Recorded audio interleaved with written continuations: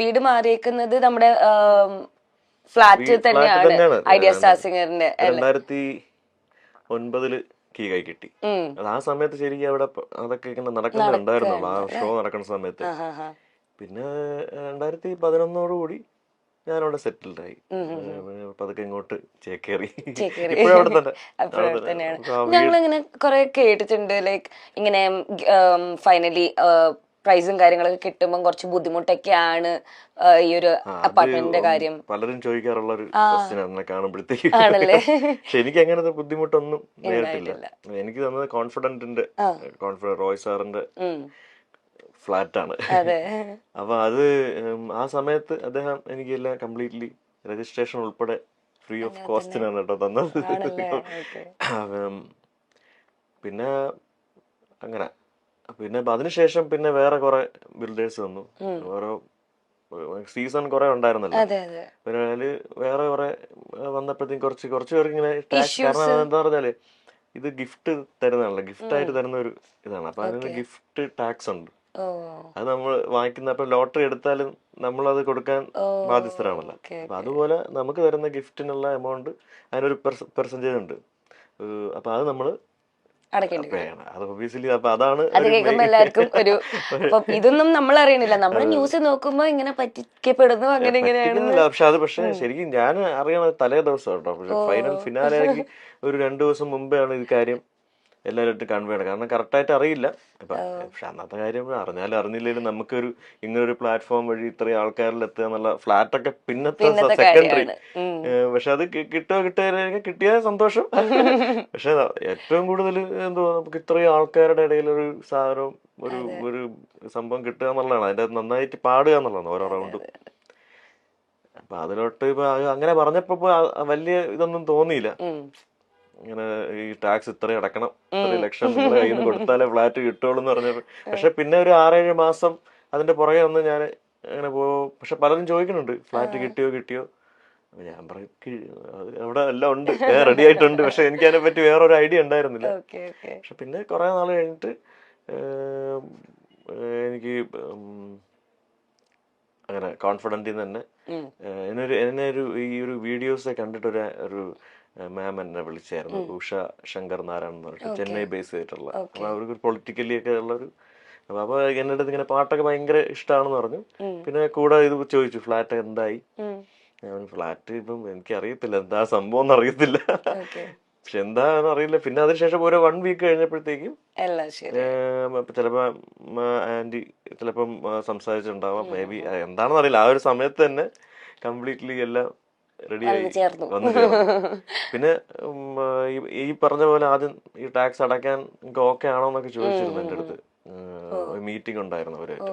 ഞങ്ങള് എങ്ങനെയെങ്കിലും ഫ്ലാറ്റ് എടുക്കാം, നമുക്ക് അതിന് ഇപ്പം നമ്മളൊന്നും ചിന്തിക്കണില്ല, പക്ഷെ ഫ്ലാറ്റ് നമുക്ക് എടുക്കാം, എന്തായാലും ഇതുവഴി കിട്ടിയതല്ലേന്ന് പറഞ്ഞു. പക്ഷെ അവരെന്നെ ഡിസിഷൻ എടുത്ത് എന്നെ അവരുടെ ഒരു 2 വർഷത്തേക്ക് അംബാസഡർ ആക്കി കോൺഫിഡന്റിന്റെ. അപ്പൊ ആ ഒരു വകയിൽ ഇങ്ങനെ കംപ്ലീറ്റ്ലി സെറ്റിൽ ചെയ്ത് തന്നു.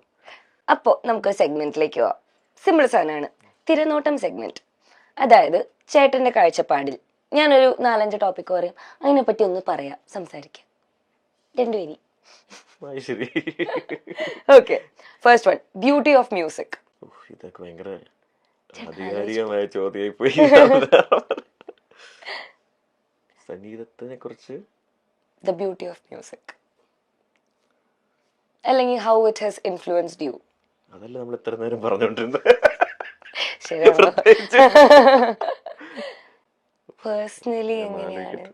പേഴ്സണലി എങ്ങനെയാണ് ഒരു പാട്ടിന്റെ ബ്യൂട്ടി ചേട്ടനെ ഇൻസ്പയർ ചെയ്യാറ് എന്നുള്ളത് പറഞ്ഞു.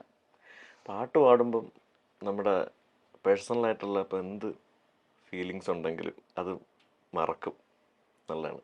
അപ്പം എനിക്ക് മനസ്സിലായിട്ടില്ല, എന്ത് ദുഃഖം ഉണ്ടെങ്കിലും പാട്ട് പാടിയ ആ ഒരു ദുഃഖത്തിനവിടെ സ്ഥാനമില്ല. അപ്പം മ്യൂസിക്കിന് വലിയൊരു പ്രാധാന്യം, നമ്മൾ അതിലോട്ടങ്ങ് മാറുക, നമ്മളെ തന്നെ വേറൊരു വഴിയിലേക്ക് കൊണ്ടെത്തിക്കാനായിട്ട് പാട്ടിന് പറ്റും. അതുപോലെ ഓക്കെ, മതി. അങ്ങനെയാണെങ്കിൽ അത് ഏത് പാട്ടാണ് യൂഷ്വലി ഇങ്ങനത്തെ ഒരു സിറ്റുവേഷൻ ഒക്കെ വരുമ്പോ പാടി നോക്കാറ് എന്നല്ല, പാടാറ്? ഗോ ടു ഗോ സോങ് ഉണ്ടോ ചേട്ടന്? അങ്ങനെ സ്പെഷ്യലി ഒരു പാട്ടൊന്നുമില്ല.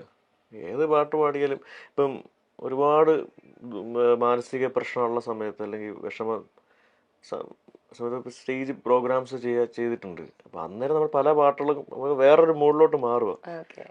അത്രയും എക്സ്ട്രീം ദുഃഖമാണെങ്കിൽ പോലും നമുക്കൊരു മ്യൂസിക് ഉണ്ടെങ്കിൽ നമുക്ക് അതൊക്കെ മറക്കാൻ പറ്റും. That is the beauty of music. Beauty, നമുക്കെല്ലാം മറക്കാൻ മറക്കാൻ പറ്റും. പറ്റും. Okay. Music in daily life. വീണ്ടും സംഗീതം. സംഗീതം തന്നെയാണ്, എല്ലാം സംഗീതം റിലേറ്റഡ് ആണ്. പാട്ട് എപ്പോഴും കൂടെ ഉള്ളതാണ്. എവിടെ പോയാലും ഇങ്ങനെ മൂളിപ്പാട്ട് കൂടെ ഇരിക്കുന്നെല്ലാം ചോദിക്കും ഇങ്ങനെ ഫുൾ ടൈം പാടിക്കൊണ്ടിരിക്കുകയാണ്. പക്ഷെ അതേസമയം ഇവിടെ ഇരുന്ന് പാടിക്കൊണ്ടിരിക്കുന്നു. അതേസമയം കാറിൽ കയറി ഒരു പാട്ട് പ്ലേ ചെയ്ത് കഴിഞ്ഞാൽ ഞാൻ ഓഫ് ചെയ്യാൻ പറയും.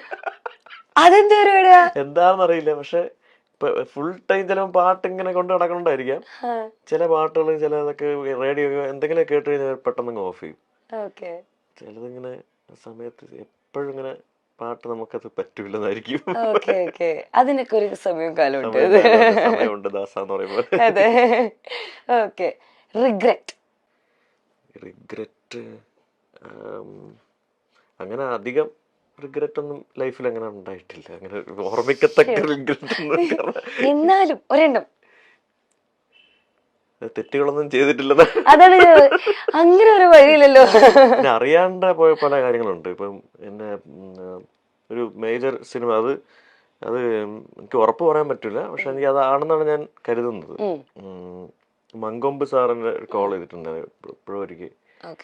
അപ്പൊ എനിക്ക് അന്ന് എന്തോ ഒരു ഷോ പുറത്തെവിടെ എന്തോ ഷോ കമ്മിറ്റ് ചെയ്ത് കാരണം എനിക്ക് ആ റെക്കോർഡിങ്ങിന് പോകാൻ പറ്റിയില്ല.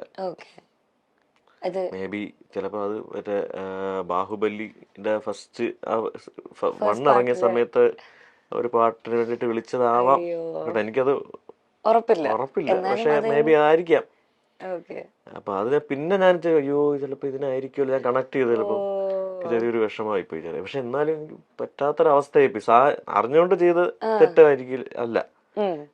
പ്രോഗ്രാം എന്ന് പറഞ്ഞാൽ പുറത്ത് കമ്മിറ്റ് ചെയ്തിട്ടുള്ള സംഭവം, നമുക്കൊന്നും ചെയ്യാൻ പറ്റാത്തതാ.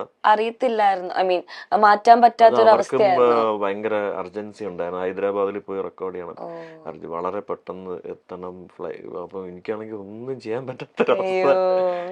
അന്നാണ് ഈ പ്രോഗ്രാംസ് ഒക്കെ അത്യാവശ്യം നിറഞ്ഞു നിൽക്കുന്ന അവസ്ഥ. എല്ലാ സ്ഥലത്തും പോയി പ്രോഗ്രാം അങ്ങനെ എല്ലായിടത്തും പോയി പാടുന്ന സെലക്റ്റീവ് അല്ല, എല്ലായിടത്തും ഗസ്റ്റ് ആയിട്ടും പോയി ഒക്കെ പാടുന്ന ഒരു കാലമായിരുന്നു. അപ്പൊ ആ ഒരു അങ്ങനെ അങ്ങ് പോയി ആ പാട്ട്. അപ്പൊ അത് പെട്ടെന്ന് ചോദിച്ചപ്പോ കേട്ടോ ഓർമ്മ വന്ന കാര്യം. സാരില്ല, അത് പോയി. പക്ഷെ ഇനിയും വലിയ വലിയ പടങ്ങൾ വരും. ഓക്കെ. നെക്സ്റ്റ്, റിജക്ഷൻ വളരെ ചെറുതിൽ എൻ്റെ ലൈഫിൽ 2-3 ഇൻസിഡന്റ് ഉണ്ടായിട്ടുണ്ട്. അതായത് ഞാൻ ഒരു 3rd സ്റ്റാൻഡേർഡ് പഠിക്കുമ്പോൾ ഒരു ക്ലബിന്റെ ഒരു പ്രോഗ്രാം അല്ല ഒരു കോമ്പറ്റീഷൻ, അന്ന് അതിന്റെ ഒരു കാലഘട്ടമാണ് യൂത്ത് ഫെസ്റ്റിവലും. അപ്പൊ ഉമ്മ എല്ലായിടത്തും കൊണ്ടുപോകും, മത്സരം എവിടെ ഉണ്ടോ അവിടെ എല്ലാം കൊണ്ടുപോയി പാടിപ്പിക്കുമ്പോൾ. അപ്പൊ എനിക്ക് ഒരിടത്ത് പോയി ഫസ്റ്റ് കിട്ടി. പിറ്റേ ദിവസം പത്രത്തിലൂടെ അറിയുക ഫസ്റ്റ് ലളിത ഗാനം നജീം അർഷാദ് എന്നൊക്കെ പറഞ്ഞ് എഴുതി. ഭയങ്കര സന്തോഷമായി വീട്ടില്. അത് എന്റെ കാണാം ഫസ്റ്റ് പത്രത്തിലുണ്ട് എന്നൊക്കെ പറഞ്ഞു. അപ്പൊ എന്നിട്ട് അങ്ങനെ സമാപന ദിവസം സമ്മാനം വാങ്ങിക്കാൻ വേണ്ടി ഞങ്ങളിങ്ങനെ പുതിയ ഉടുപ്പൊക്കെ ഇട്ട് ഉമ്മ വാപ്പയൊക്കെ എല്ലാവരുമായിട്ട് പോണ വാപ്പയമ്മ ഉണ്ടാവും. അപ്പം അവിടെ ചെന്ന് പ്രൈസ് വാങ്ങാൻ നേരത്ത് ലൈറ്റ് മ്യൂസിക് എന്ന് പറയുമ്പോഴത്തേക്ക് വേറൊരു പയ്യന്റെ പേര് പറയുമായിരുന്നു അന്ന്. നമ്മള് പ്രശ്നമൊന്നും ഉണ്ടാക്കാൻ അങ്ങനൊന്നും പോയില്ല. നമ്മൾ ഈ പത്രത്തിലുള്ള ഇത് മാത്രമേ ഉള്ളൂ. പക്ഷെ അവിടെ ചെന്ന് അവര് പ്രൈസ് മാറ്റി കൊടുക്കുമായിരുന്നു ചെയ്തത്. അപ്പൊ അന്ന് തൊട്ടേ ചെറുതിലേ ഉണ്ട് ഈ റിജക്ഷൻ ഇടക്കിടക്ക്. പിന്നെ ഒരു ഒരു ഹൈസ്കൂളിലൊക്കെ ആയ സമയത്ത് ഇതുപോലെ കലാപ്രതിഭ പോയിന്റ് ഏറ്റവും കൂടുതൽ പോയിന്റ് കിട്ടുമ്പോൾ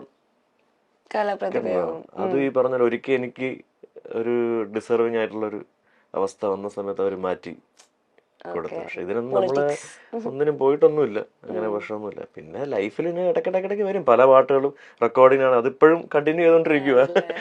പാടി നമ്മൾ ഒരു പാട്ട് അത്ര എഫേർട്ട് എടുത്ത് പാടുന്നതായിരിക്കും. അത്രയും ഹെൽത്ത് ഒക്കെ നോക്കി മെഡിസിനൊക്കെ കഴിച്ചിട്ടായിരിക്കും പല പാട്ടുകളും ഞാൻ പോയി. തൊണ്ടയൊക്കെ ചിലപ്പോ എപ്പോഴും നമ്മൾ വിചാരിക്കും പോലെ കയ്യിലായിരിക്കില്ല. അത്രയും ഒരു എഫേർട്ട് എടുത്ത് ഡെഡിക്കേറ്റ് ചെയ്തിട്ടാണ് ഒരു പാട്ട് പാടി ഒരു ഔട്ട് എടുക്കണം. ആ പാട്ടൊക്കെ വളരെ പുഷ്പം പോലെ ഷിഫ്റ്റ് ഡിലീറ്റ് അടിച്ച് പോയിട്ടുണ്ട്. Shift delete. അതെ, അതെ.